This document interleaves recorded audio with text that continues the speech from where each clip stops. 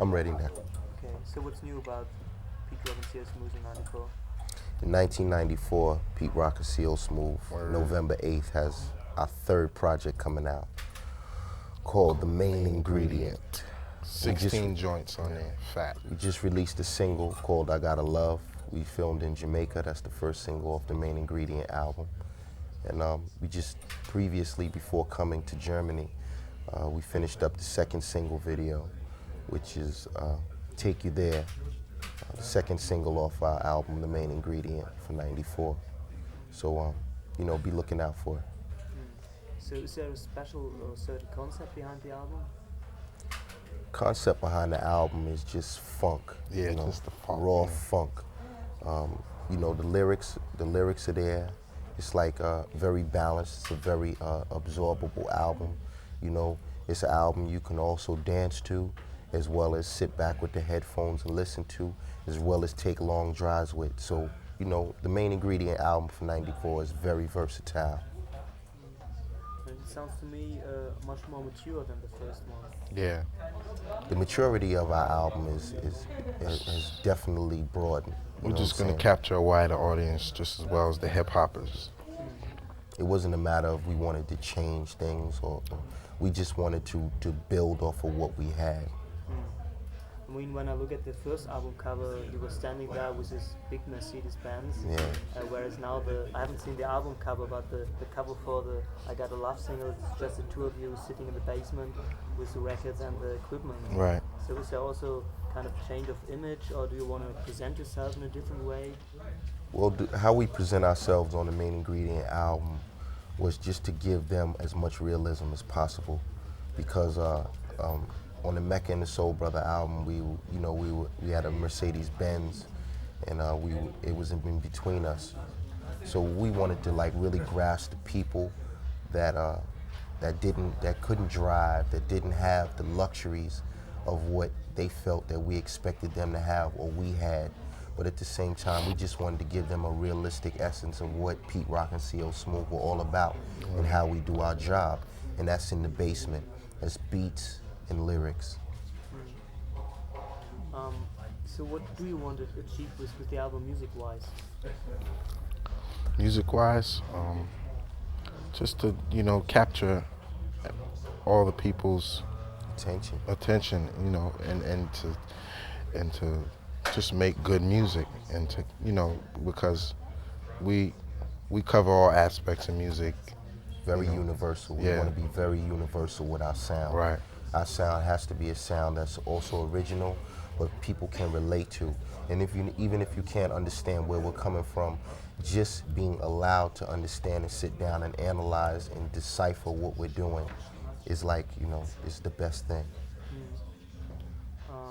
I think your sound has changed a bit. There are not that much of these typical horn licks, and it sounds different.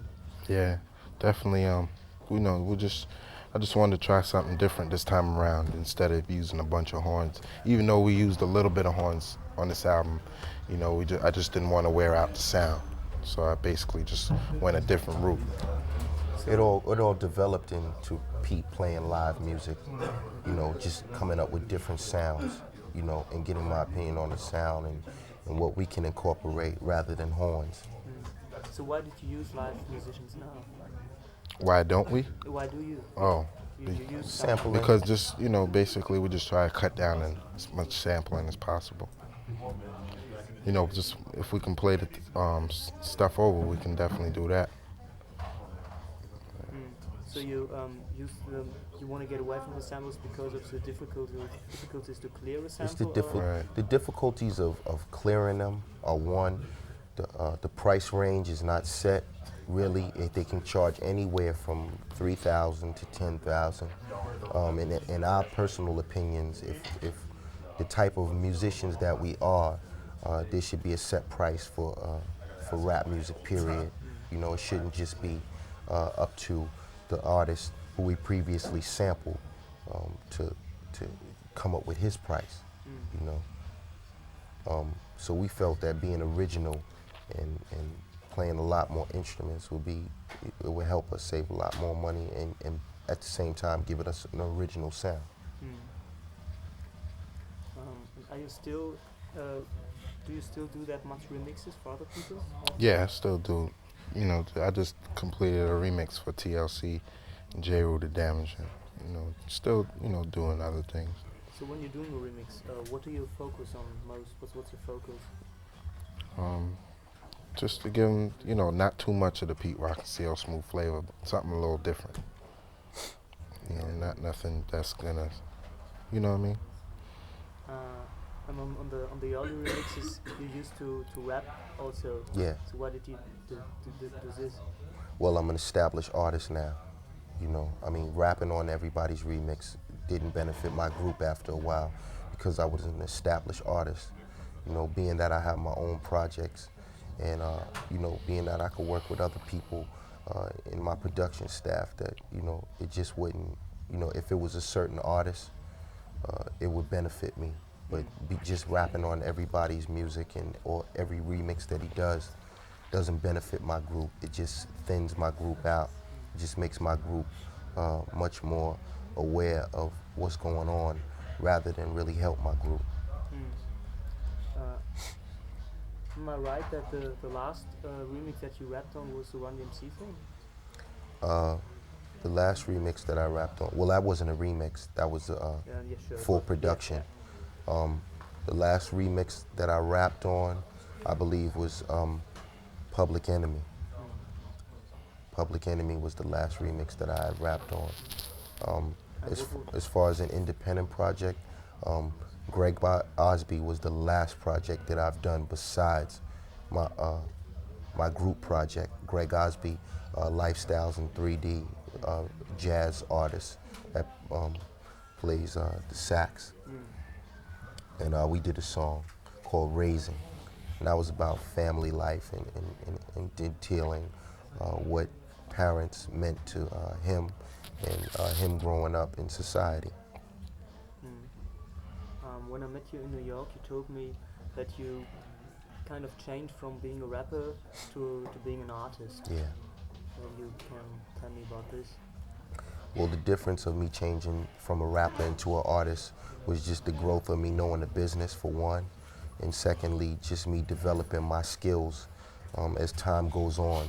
The different projects that I've been doing and that I've been a part of just help me enhance my artistic form rather than just me rapping and being great at just rapping, but being great at coming up with concepts, coming up with hit records, and also being understood as one of the great rap artists of our time. So what's the difference between a rapper and an artist? Make it short. Well, a rapper is just happy to be rapping. An artist is one that takes time and devotes a lot of time into his artistic form and building it and making it progress rather than just stay at one level and be happy at that. And what inspires you to do your lyrics? Where you get your inspiration from? The inspiration that I get from writing lyrics is just everyday life that I might see, reading a book, looking at a particular program on TV, or just going into the basement really with all those type of qualities and going into the basement and absorbing some real clear hip hop music, music that will never be heard unless the group brings it out. And do you want to, with your lyrics, do you want to more do than just reflecting reality? As I mean, that's what a lot of rappers do now, or say they are doing. With my lyrics, I like to reflect reality. I also like to reflect a sense of fantasy, to imagine different things, because I feel dreaming, your dreams come true. I feel if you can capture a dream, you could put it on paper, that the essence of it can instill somebody to relive it and make it real. Therefore, it is a sense of reality. It is a sense of you can relate to it. And why did you choose I Gotta Love as the first single? We chose I Gotta Love as the first single because, one, we felt it was universal, and at the time, people were heavily into just either it was political rap, very hard rap. We wanted to just give it a balance, because we're speaking on a universal level rather than just for ourselves. We represent rap as a whole. So what we wanted to do was put our contribution in first with a whole lot of love rather than a whole lot of hatred, rather than a whole lot of misunderstanding. We wanted to just balance it out a little bit and give people another side of what rap is all about. I mean, it's quite unusual today to do a rap song about love. So, how do people react to this song? People react to it in different ways. With love, we use love as a powerful instrument, as one people do hate as a powerful instrument. We use love as a powerful instrument, and it has the same effect and brings out the same effect in the group, whereas our love would be a power, an entity in the group. It would be something that strengthens us to do more and show more love rather than show more hate and more misunderstanding.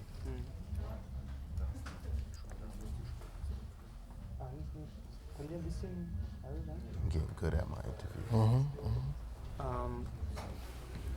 I get some question about your production. Can you tell me when you first started getting to producing, who are the producers that you looked up to? Oh, basically, that's easy. Ollie. Being around people like Heavy D, you know that he's family to me. So, while he was doing his album, I was with him, and basically, I was meeting like all these other producers that inspired me, to get into what I'm doing now. Like Marley Marl, Howie T, Teddy Riley, people like that who inspired me to get into producing, because before I got into producing, I was a DJ. Before Marley got into producing, he was a DJ. Before Howie T got into producing, he was a DJ. Teddy Riley and all the other ones as well. So it all comes from, being a DJ and, branching off into other things. So basically, that's how I got into what I'm doing. And you also have a connection to Large Professor, is this right? Say that again? Have you done something with Large Professor? We've hung out together, He's, we made a couple of things, did it here and there, but nothing really that came out, But it was Large Professor through whom you met Nas, is this right? Right. Yeah, and he introduced me to Nas, and I liked the way Nas's style, was coming across, and basically I wanted to, give him some peterock flavor. So that's what happened. That's what I did. And what can you tell me about this project with Run DMC, the Down with the King record? How did this happen? It's a big record. Basically, they called on us. Excuse me, can you maybe incorporate Down with the King or Run DMC into the answer? Run DMC really enhanced the group to get to a level of official rap artists, an official rap group. I feel working with Run DMC and doing Down with the King and it being their first single was not only a good to work with and an experience of a lifetime, but it also gave the group honor and respect amongst all the rap artists, because Run DMC opened the door for a lot of people. And just working with them and seeing how they do in the studio and working with peterock and giving them the best effort that we could, it just made the whole project gel. And it was one of the biggest, it was their biggest selling single in the history of Run DMC. Bigger than Sucker MCs, bigger than any record that they ever done. So it just made the group look very large, very big, and it showed that the group truly has talent rather than just living off the name of peterock and clsmooth. And then how was it for you to work with these guys? I mean, when they came out first, I guess you were just listening to them. Yeah, we were listening to them when we were younger. Yeah. They're like pioneers. Run DMC is the biggest. They were one of the biggest rap groups out. Back then they were our favorites. And on the track, you're also reciting some of their lyrics. Definitely. See, the whole thing of conceptualizing. Excuse me. The whole thing of working with Run D. Well, repeat the question again. On the Down with the King track, you're also rapping some of their lyrics. On the Down with the King track, working with Run DMC, we wanted to like conceptualize it and give it a type of concept that just wouldn't incorporate us rapping, but paying homage to what Run DMC had came from. And we gave them a part of Sucker MCs, which was their biggest selling rap record at that time, before we did Down with the Kings. So what we did was incorporate a little of their biggest record into their comeback, their reincarnation of one of, or the biggest rap group ever to come out and blow up on TV, radio, style, concept, what have you. So what we did is we incorporated the old into the new. And I think that's what, Nice and Smooth had in mind when I listen to that record, the old into the new. I just think of Down with the Kings, and it just makes me smile. Okay. So maybe one just general question. How do you feel about the state of hip hop today? I feel the state of hip hop today has grown. It is accelerating. It's going to keep growing. To me, I feel hip hop is very strong, and it's going to progress. And it's going to just keep on growing as the years go by. I think now that you have producers like peterock, I just think that it's turning into a musical thing now. They're respecting it as a musical entity, like they do country music, like they do rock and roll, like they do reggae. This is a part of music that is a stronghold to the youth. It's a stronghold to society, and it's making a difference. Rap music is very open, it's very blunt, it's very to the point.